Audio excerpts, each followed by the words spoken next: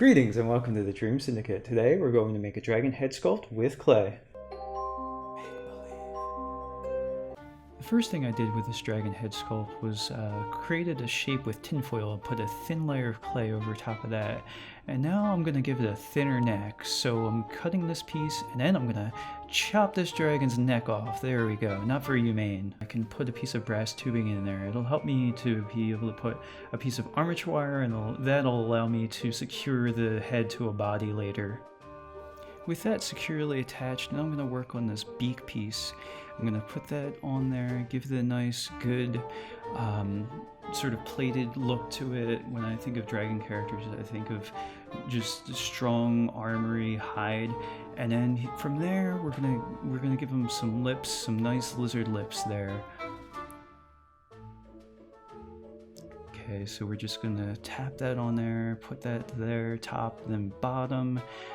And of course we're going to secure the other side, and so he's just not sculpted on one side.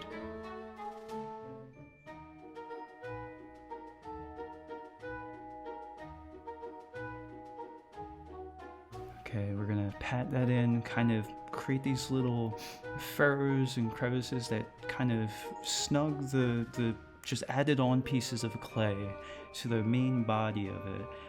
So this way it'll blend in nicely and organically.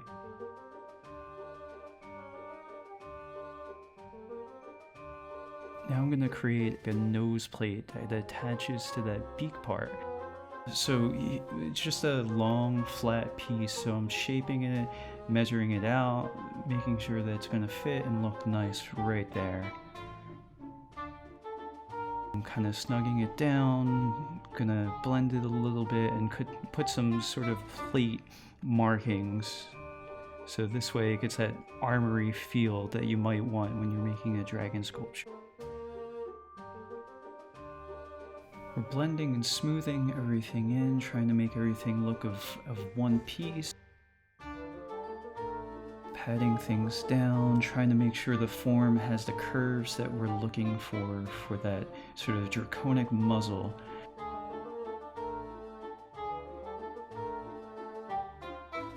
Similarly to the way we put the plating on the nose guard sort of piece, we're going to do that on the lips here. Give him some nice lizardy lips.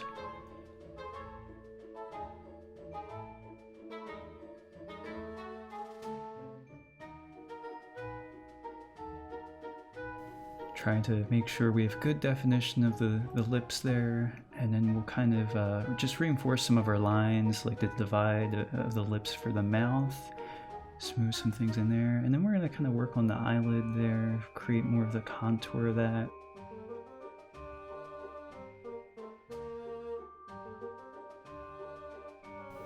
We want to make sure that we have like a sense of like a plane that's like perpendicular to the eye, so it's almost like a straight line coming off the eye, but it's also kind of curved upward.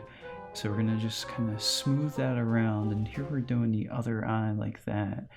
So just adding another piece of clay, snugging it back on, then working around, blending that back in here.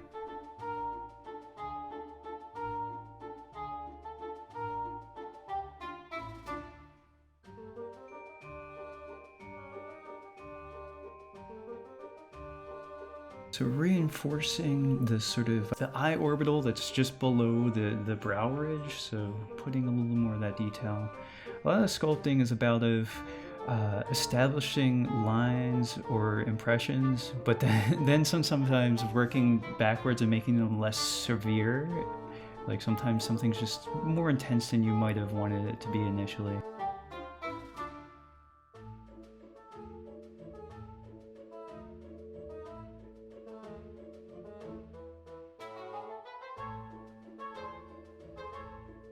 Take a second to check it out, see how we're liking it so far. So far, so good. We're gonna add a little piece for give him some brow ridges. So we're gonna smooth that on, pat that down, and we're gonna give it some of the look of the way that we've done the lips and that nose bridge thing.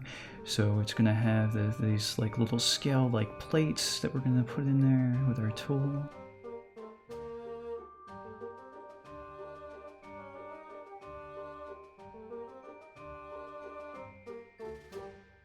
If you're enjoying what you're seeing and you want to join me in making the imaginary reality, don't forget to subscribe and hit the bell icon as I post weekly crafting videos. And since YouTube changes the way it works every other month, I'll keep a schedule on my channel art. So if you go to the main page of my channel, you'll see when I'm going to be uploading my next video.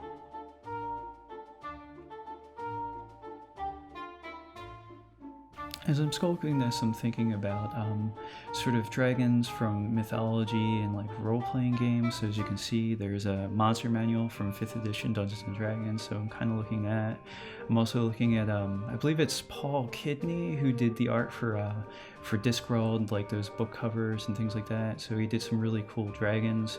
I want this to look kind of cartoony, kind of realistic, and also I'm going for a look of sort of a younger dragon, so maybe not quite a baby, but maybe like an adolescent.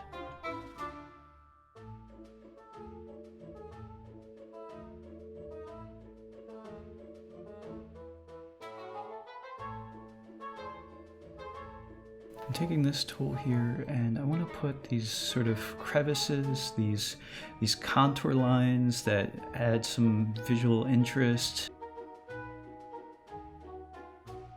kind of reinforcing them, but then also too softening with my fingers, reinforcing, probably back and forth for a while, trying to get the balance between this interesting sort of contour shape and just something that's not too distracting to the form of the dragon's nose there.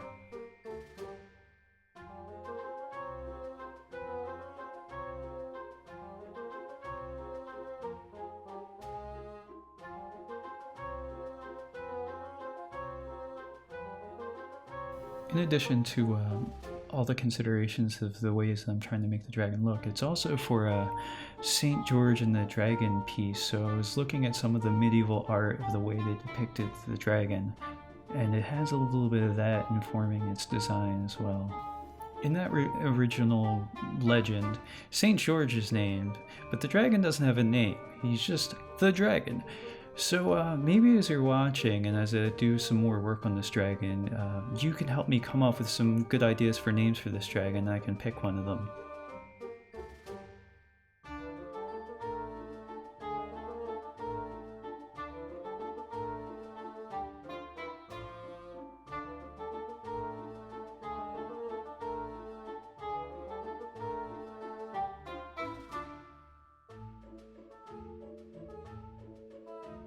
Here I go, smoothing out some of the furrows I put in there, and then reinforcing some lines of the mouth as I go.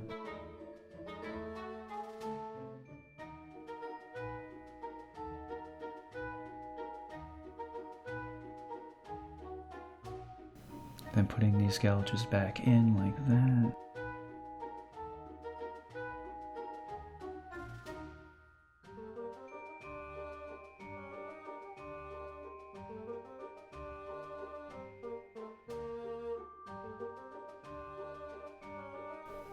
And then, what's a dragon without spikes going down its spine? So I'm working on putting that on its back here, adding that in, trying to smooth it in, blend it down, make sure it's firmly attached. It looks like he's all done and ready for the oven now. Thank you so much for watching.